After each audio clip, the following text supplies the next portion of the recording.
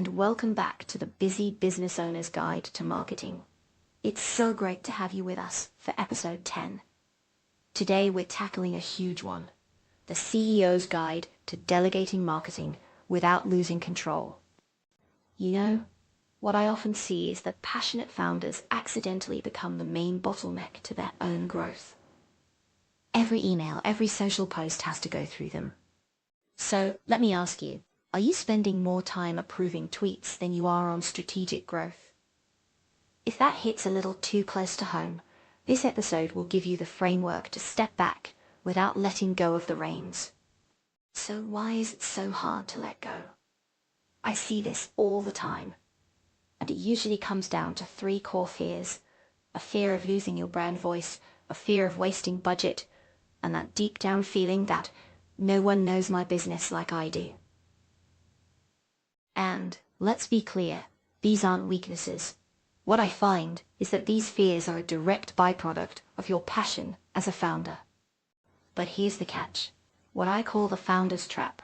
That very same passion, when it stops you from delegating, becomes the ceiling on your growth. The real shift we're aiming for is moving from doer to director. So how do we move into that director's seat? It starts by building the foundation before you hand anything over. And look, this isn't about creating a giant bureaucratic rulebook. It's about creating clarity. What I like to see are 3 simple assets in place first. 1, a 1-page brand Bible, just your mission, tone of voice, and audience personas. 2, crystal clear KPIs. What does a win actually look like in numbers? And 3rd, a simple list of your current processes, what's working now. This gives your new person a running start. This prep work is your control panel. Okay, with that foundation in place, let's explore your options for who to delegate to. I typically see 3 main paths. The first is an internal hire. The big advantage here is their total focus on your business. But the overhead is obviously a major consideration. Then you have freelancers. You can find incredible specialists this way. But you do have to remember you'll likely be one of several clients they're juggling. And 3rd, there's the agency, which gives you access to a full team, but often at the highest price point. What I always advise is to match the path to your current stage. A very specific project-based need might be perfect for a freelancer, whereas if you're truly scaling, that in-house hire could be the right next step. So, once you've picked your person or team, how do you stay in the loop without becoming that micromanager we all dread? This is where I like to implement what I call the trust but verify framework. It's really just 2 simple systems. First, what I like to see is a defined reporting cadence. A simple weekly dashboard showing progress against those KPIs we talked about is perfect. Second, you need a clear approval workflow.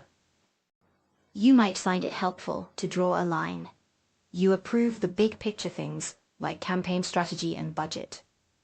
But the day-to-day execution, like social posts that follow your brand guide, should run autonomously. Your new role is editor-in-chief, not the copy editor. Now, if you really want to supercharge this, here's a technique I love. What I often advise clients to do is create a CEO sounding board.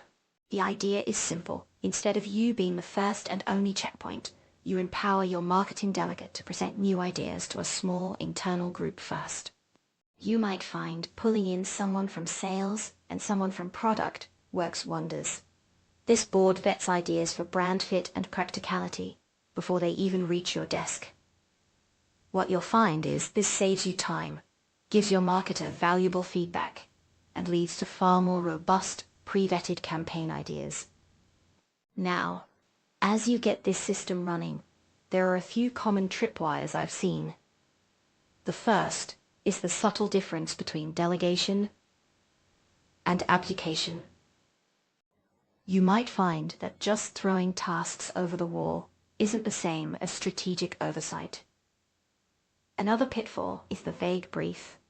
What I like to see is a clear brief that gives your team the context they need to succeed. And finally, information silos. I find it's incredibly powerful to give your marketing delegate access to customer feedback and sales data. It connects their work to the real pulse of the business. All right, to bring it all together, what I find is that effective delegation isn't abdication. It's about creating a framework for control. The key steps we walk through are what make it work. First, you build that foundation with a brand Bible and clear KPIs. Then, you choose the right partner for your specific needs. And finally, you put in that trust but verify system so you can guide without micromanaging. It really is that simple. Now that you have your marketing engine running, what's next? Join us next time as we ask the critical question. Is your website your hardest working employee or a lazy intern? Thank you so much for tuning in. If you find this information useful, we would really appreciate it if you would like and subscribe this channel to help others find us. If there are subjects you would like covered, please add in the comments section, and we will include it in future episodes.